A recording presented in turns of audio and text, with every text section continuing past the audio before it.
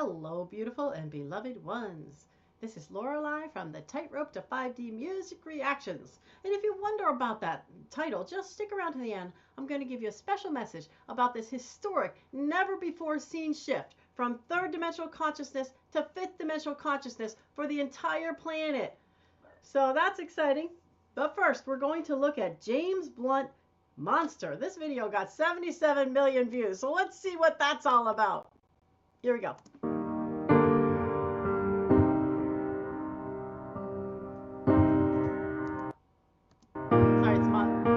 Sorry, it's monsters, not monster. Monsters. Oh, before they turn off all the lights, I won't read you your wrongs or your rights. The time has gone. I'll tell you good night, close the door. Tell you I love you once more. The time has gone, so here it is. I'm not your son, you're not my father. We're just two grown men saying goodbye. No need to forgive, no need to forget. I know your mistakes and you know mine. Okay, so apparently it's about a love relationship. I thought at first it was going to be a son about the monsters thing, but still love is love, however comes, wherever comes, right? Here we go. And while you're sleeping, I'll try to make you proud. So daddy, won't you just close your eyes? Don't be afraid. It's my turn to chase the monsters away.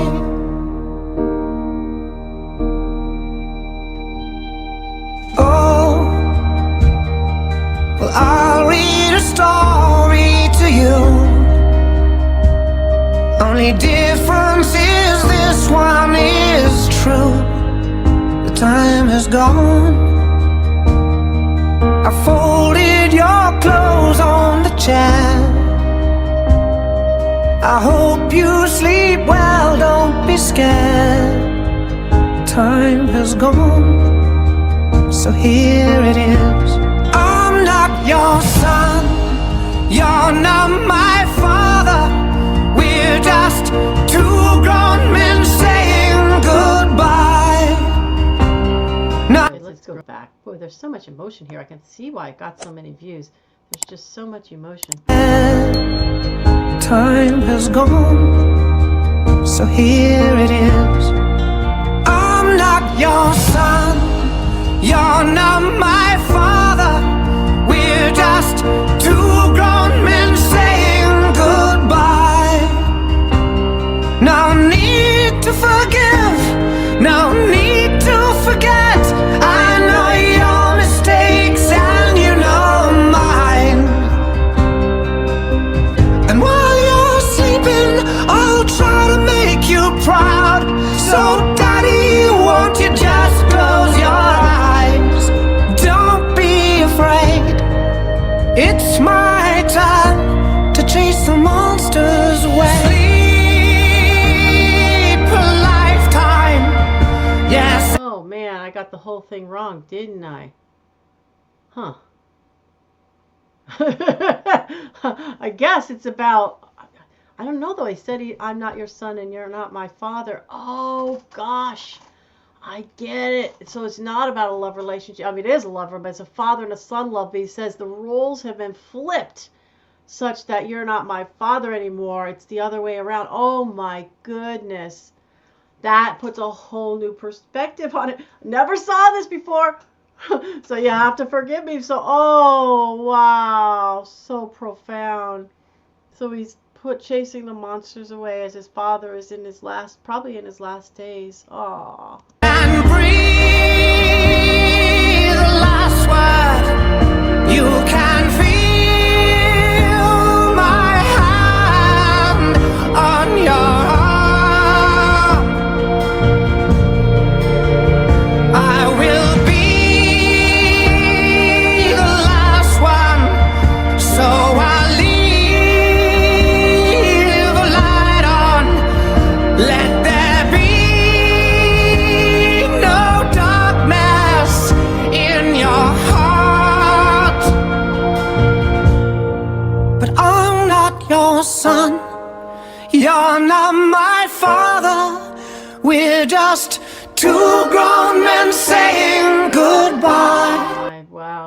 so sad, isn't it? I'm remembering when my father passed away.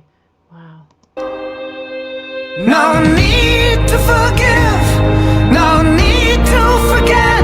I know your mistakes and you know mine. And while you're sleeping, I'll try to make you proud. So daddy, won't you just close your eyes? Don't be afraid. It's my turn to chase the monsters away.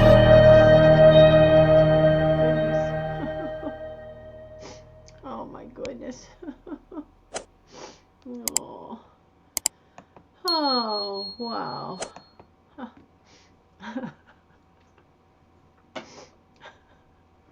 Oh my goodness. Whew. That was I can see why 77 million people wanted to watch that. Holy moly. Ah. I just whew. You know, the most impactful, poignant experiences of our life, the most pain, the most sadness, I think, is parent-child. You know, I remember one personal growth director, one teacher saying, if you fix the relationship with your mother and your father, you fix every relationship, right? Because that's how poignant the relationship of the mother father to a child, you know. And and that's why I was trying to figure out in the beginning, wow, he's really crying a lot over this person. It didn't make quite sense to me that you'd be that upset until, oh gosh, he's talking about his father. Even though he said, I'm not your father, I'm not your son, you're not my father. It's because, you know, now they've reversed roles. Oh my, or they're at that stage of life where that's not there anymore like it was. Oh, and yeah, that loss of a parent is such a poignant thing for us. It's like it colors our life. I really believe that when my husband lost his father, that's when his problem with alcohol really set into high gear. He just couldn't deal with the loss of his father. Like it was like he was so entwined with his father, his whole sense of who he was, and you know, and me for my father, the love that I got from him, you know, whew, like it was what kept me, you know, kept me going, kept me around. So, whew, I can understand why so many people love this song. Oh, whew. And those are what we have in the third dimensional reality. We have emotions, we have a physical body, you know, so emotions are the reaction of the physical body to the experiences of life, right? Whether it be tears or whether it be joy or whatever it may be. But, you know, such a profound experience of love that we have, like for our parents. And then when we lose them, it's the contemplation of the loss of that love is so hard in third dimensional reality because we don't really remember that it's a butterfly transformation, you know, where you're now transforming, they're transforming to their butterfly, and we will see them again for sure. It just feels so permanent in this reality. Excuse me. Wow, so putting that on my scale, you know, 1 being very third dimensional fear, pain, suffering, sadness, and 10 being very fifth dimensional love, peace, joy, bliss. There's a lot of love in here, and there's a lot of sadness and a lot of the pain of life, of loss, you know. Because even when we do know it, you know, like even this whole business with Charlie, with the last name Kirk, I didn't know him. I do know he transformed to the greater butterfly that he is, but I didn't know him. But the emotions were so strong because just knowing, feeling like you know a person from seeing them and whatever else like that. So even though I know that transformation happened for him for sure and for my father, there's still that pain. It's just It just is what we have in the human body. But you can get past it, of course, and lift yourself up again and everything else. So to put this on my scale, 1 to 10, there is a lot of love and there is a lot of sadness too, which is the third dimensional experience of a loss of love or the attachment to that love. So, but there's so much love. So that lifts it up. There's so much love.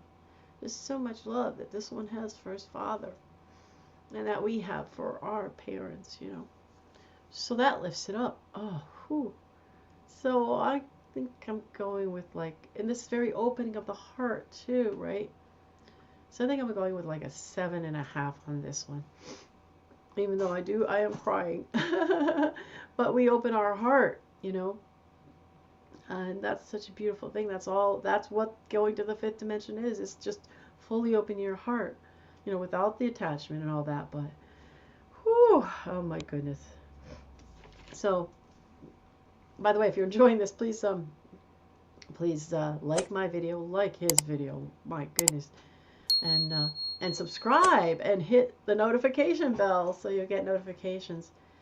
And if you'd like to know more about me, you can go to the About Me video here on YouTube, and that'll lead you to a longer video about what I call my forged in the fire journey of this life. And if you'd like to know about some different things I've created, you know, that video is still, you know, affecting me. It's like, I feel such a heaviness, like a sadness, you know, from it. Oh my, that must be my unresolved, letting go of my loved ones when they passed away. But yeah, so if you want to know about some of the things I've created to uplift you, because we got to lift back up, right? You can go to the link here about Lorelei on Patreon and check that out. And I want to thank you also for those of you who support me by buying me a coffee here, buy me a coffee link here on this page, or by the links here on the video, or going to my About Lorelei support page on Patreon, you know, which you access from that other page in the link. It really makes a big difference for me. So I thank you for that. And I thank any of you who will do it going forward. Appreciate it. And let's see my fifth dimensional message. Let's lift up. Phew, phew, phew. You can just breathe out with the sadness, in with the love, in with the light, in with the joy. Whew. All right, now my message. Why is there so much upheaval on Earth right now? Well, that's the reason. I'm sure you've noticed it. It's been a craziness for about a decade now, hasn't it? People rioting, people setting things on fire, people, the floods, tornadoes, hurricanes, massive amounts of them happening, earthquakes, people murdering, murdering people. I don't want to get hit by the CENSORS. People literally, and lawsuits against the president over and over and over again, and the president all the people coming in that were not legal to come in, and all kinds of violence happening, and then trying to clean up the violence, and insanity. Absolute stark raving insane amounts of upheaval, right, over the past 10 years. Whew. And what is the reason for that? Because, if you're like me, you live most of your life in a pretty, kind of reasonably level state. I had my ups and downs with the occurrences in my life, but as far as the rest of the world outside, it didn't seem like there was all this insanity going on, right? And then suddenly in the past decade, it all picks up, right? Just insanity. And what is the reason for this? And what we know and we understand as the people who are really following this move to the fifth dimensional consciousness of love and peace and joy is that there was all of this nasty stuff, the human trafficking, the children being harmed, and bought, sold, God knows what. That was all that was actually going on. All of that was going on. We just didn't know about it. We were just blissfully unaware as we went around our life, not knowing about all of this stuff that was going on, all of this horrible stuff, manipulation of the money system, all this. We just didn't know about it. It was all going on. But what happens if you want to move to the fifth dimension? Can you go to the fifth dimension with this simmering undercurrent of horrible, nasty, awful happenings? Could you possibly be in a world of love, peace, joy, bliss? It doesn't work, does it? There's no possible way to do that. So what has to happen? What has to happen is you have to stir up the pot. You have to stir up the bottom of that seething cesspool, right, of all the horrible occurrences on the planet, and bring it all to the front, to the top, so we can start cleaning the cesspool out, throwing away the old tires, and stopping these horrible things that are going on and have been going on historically without us even knowing it. We needed to bring it to the top so we know about it, and now we can start to clean it up. And that's what's been going on in that, and is continuing to go on until we completely get it cleaned up. In fact, that is why what's happening in, for instance, the Washington, Chicago, possibly LA, and the various cities around the country where they're trying to get in there and clean up. We were just living with all of that, right, in the cities. Now, I wasn't in a city, so I didn't have to face that every day, so I didn't have to worry about it. But the people in the cities, they were living with that all the time, that violence, that afraid to go out of your house. In certain areas, you couldn't go to the store for fear that somebody would harm you. And that's a horrible way to live. So it's like getting there and cleaning up all of that so we can make way for the higher dimensions. As you say, but what about this earthquakes and tornadoes? Well, that's a really good question, and it's a rabbit hole. It's a rabbit hole because as we speak, there are within our Congress, there are hearings happening through Marjorie Taylor Greene. Congresswoman Marjorie Taylor Greene is kind of spearheading this, where they are literally looking into all of these weather occurrences, and do they have anything to do with this weather manipulation that is literally taught in colleges? This seeding, cloud seeding, right? And all these different things that they're doing. They teach you in college how to manipulate the weather. Well, okay, it occurs, as we now understand it, they've been doing this since the 1950s. So does all of this upheaval, is it still just another seething cesspool that we have to pull to the surface and cut it out? Right? And also, while you have that going on, you also have the planet Earth, which is got to need to purge, has to purge all the negative energies. So that's a part of it too.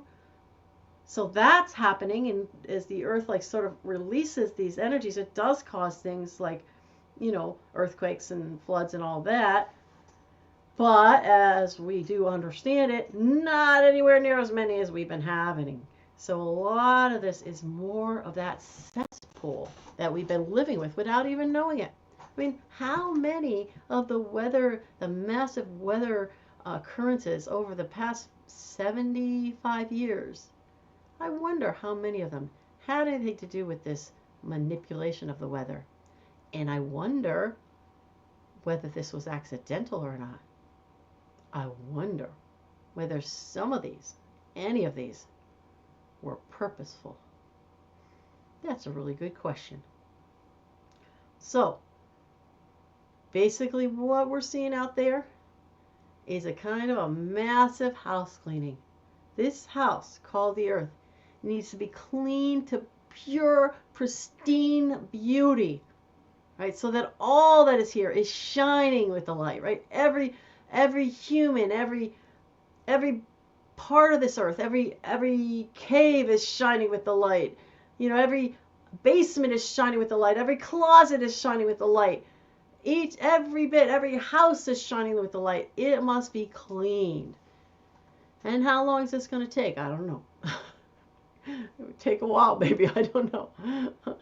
But I think that's an analogy, right? But I do notice, and some of you, many of us have noticed that cleanliness is next to godliness. So for myself, if I'm around the house and I'm feeling like the floor needs to be clean, I'm not feeling so good, right? Once I clean the floor, I'm like, oh yeah, I'm feeling good. The floor is clean, it really is that. Cleanliness is, and I don't just mean cleanliness like, for your house or whatever, but like having a pure, pristine earth, cleaned of all darkness, cleaned of all nastiness, cleaned of all harming of people. That is going to be such a thing, right? We're going to be just beaming from ear to ear when we feel that, right? Oh my goodness. So we are preparing and we are getting there. One step at a time, as they say. One day at a time, one moment at a time, 1 second at a time. Okay, beloved ones, I'm going to send you that beautiful energy, that fifth dimensional love, peace, joy, bliss, and pure, pristine energy all around us. Sending it to you now. Namaste. I honor the God in you.